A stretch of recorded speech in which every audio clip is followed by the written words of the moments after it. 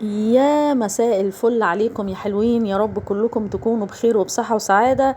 النهاردة الفيديو فطير مشلتت في البيت، جميل جميل جميل جميل. المقادير: هتجيبي كيلو دقيق هيعمل معاكي 3 فطيرات كبار، وهتحطي رشة ملح، وتعملي معلقة سكر كده حلوة كده كبيرة، معلقة أكل سكر، وحوالي المية الدافية بتاخد يعني مثلا بين كوبايتين مية دافية. لازم تكون المية دافية، وتبدأي تعجني كويس. لو عندك عجانة اعجني فيها وريحي دماغك، بس سيبيها شوية، يعني سيبيها تعجن، يعني مش اقل من 10 دقايق او يعني ايه 12 دقيقة بالكتير قوي، يعني لحد ما العجينة تمسك معاكي وتبقى بتمط زي ما انت شايفة كده. تمام. وفي طبق فيه زيت، تقومي حاطة العجينة بتاعتك وتغرقيها برضو زيت، وتسيبيها تريح براحتها. يعني انا سبتها، قولوا كده النور قطع طبعا زي ما احنا عارفين، سبتها ساعة. وبعد كده بصي لما بدأت اجيبها، بصي بتمط كده وجميلة، طبعا بدل بتمط كده جميلة قوي. هبدأ ان انا هكورها، وايديكي تكون فيها زيت، والرخامة تكوني منضفاها كويس ودهناها برضو زيت، كله زيت في زيت في زيت. تمام.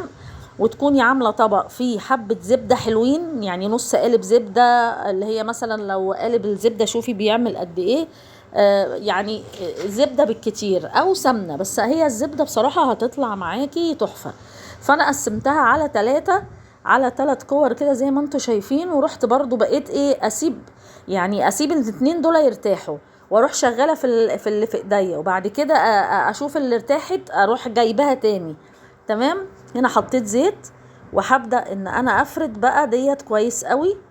تمام. طبعا لو عندك يعني المفروض ان زي ما بقول لك كده الرخامه تبقى يعني ايه فاضيه، لان انا كان مقيدني قوي الصينيه ديت، وكان مقيدني حاجات يمين وشمال، فبقيت اشيل وافرد بقى، لان هي عايزه يا دوبك ان انت تفرديها كده بالنشابه.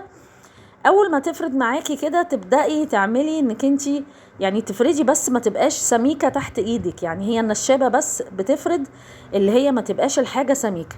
اول ما تفرد معاكي العجينة تبدأي تشدي بقى زي ما انت شايفة كده. على فكرة طلعت تحفة تحفة، بصي اهي كده اهو.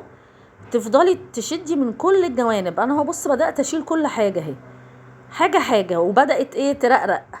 فاهماني؟ بدأت تعمل يعني ايه تبقى رفيعة خالص معايا. بصي بقى تمسكي طرف العجينة، بايديك اليمين وايديك الشمال من تحت، تبدأي تهوي كده وترقرقي.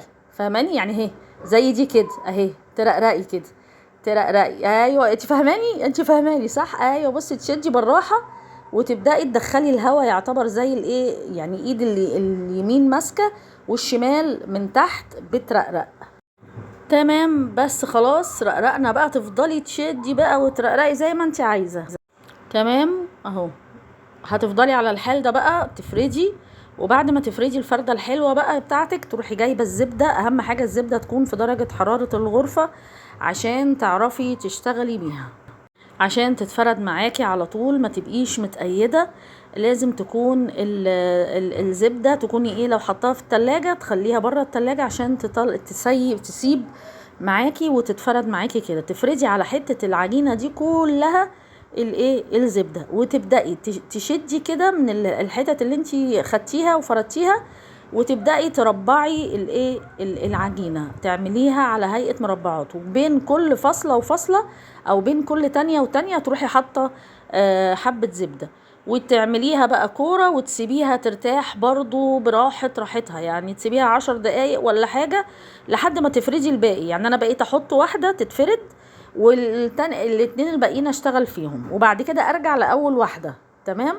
وحطيت عليها برضو زيت من فوق، والدنيا زي الفل. بعد كده رحت جايباها زي ما انت شايفه كده، وبدات افرد بيها بالراحه ايديا بالراحه جدا، ما حاولش ان انا ايه اتقل ايدي عليها. وجبت صينيه حطيت فيها زيت، ونقلت الفطيره فيها، وبرضو سبتها تريح. اهم حاجه لنجاح العمليه الجراحيه ديت اللي هي الفطير المشلتت، لازم كل ما تعملي حاجه تسيبي العجينه تريح، كل ما تفرديها تسيبيها تريح.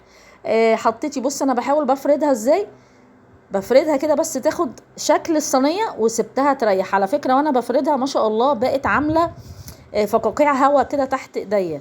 فهي دي الميزة في انك انت تسيبي الحاجة معاكي تريح براحة راحتها. تمام. وبعد كده سبتها ترتاح شوية، وبعد كده رحت جايبة حتة زبدة في ايدي، طبعا ايدينا كلها نظيفة والدنيا تمام فمش مستاهلة جلافز يعني، بالزبدة. وبدأت ان انا افرد الفردة الاخيرة بعد ما ارتاحت الراحة الاخيرة. ويكون في الوقت دوت تكوني مولعة الفرن بتاعك على اعلى درجة بحيث يبقى سخن جدا، وبعد كده هو 180 ولا 200 كمان. وبعد كده تروحي مخففاها بقى يعني تخليه في النص. هنا كنت بتابعكم بقى، بصي حطيتها تحت شوية لحد ما خدت لون من تحت. وبدأت بعد كده كل شوية اجيب لكم بقى بتبقبق من فوق. كان العجين بسم الله ما شاء الله يعني يتنفخ كده وبيبقبق. كل شوية اجيبها لحد ما خدت لون من تحت كويس، وبعد كده خدت لون من فوق زي الفل. هنا هوت بصي بقى الجمال. حطيت اول ما طلعتها حطيت عليها اللي هو القشطه او الكريمه، كريمه طبخ زي كريمه الطبخ كده. بتدي طبعا هي علشان كانت في التلاجة بتدي طعم وريحه للحاجه جميله. عندك قشطه عندك كريمه طبخ، حطيها مع حبه زبده وهي سخنه. امانه وهي سخنه وتروحي حطاها. خلاص حطيتها وهي سخنه كده هوت، هتبداي تجيبي ورق فويل. اهم حاجه تحطي زبده من فوق عشان تطرى كويس قوي. بعد كده تجيبي ورق فويل وتغطي الصينيه كويس قوي، وممكن كمان تحطي عليها كيسه بعد ورق الفويل عشان السخونيه تخليها طريه. بصي هنا وانا بقطع بقى الاتنين حطيتهم على بعض، والتالتة كانت بتستوي. كانت سخنه بقى، اولا احتفظت بسخونيتها وطروا بعضيهم، هما الاتنين طروا بعضيهم. بص بسم الله ما شاء الله يعني طريه جدا وانا بقطعها، وسخنه جدا جدا، وطلعت مورقة وجميلة جميلة جميلة جميلة، غير اللي في بتاعة الشارع خالص. حتى لو ناس اللي هو المحلات اللي بتبيع الفطير الفلاحي والكلام ده، والله العظيم دي كانت جميلة جدا جدا وفيها طعم الزبدة وكانت سخنة. عايزة اوريكم التوريقة مش عارفة. بصوا مورق ازاي وجميل، ومن جوه طري وحلوة حلوة فطيرة بصراحة يعني. جميلة جدا يعني. 3 فطاير والله العظيم انا عن نفسي كلتهم حسيت بالطعم احسن من اللي بره. بصوا هنا هوت برضو الدنيا سخنه قوي. انا عايزه اقول لكم طريقه انك انت تغطي بالورق الفويل ده بيطري. بصي بسم الله ما شاء الله الرقات عامله ازاي. لا والله العظيم كانت تحفه تحفه، وكانت محتفظه طبعا بالسخونيه بتاعتها قوي. فاحنا كنا عايزين نتغدى بقى فحبيت ان انا اوريها لكم.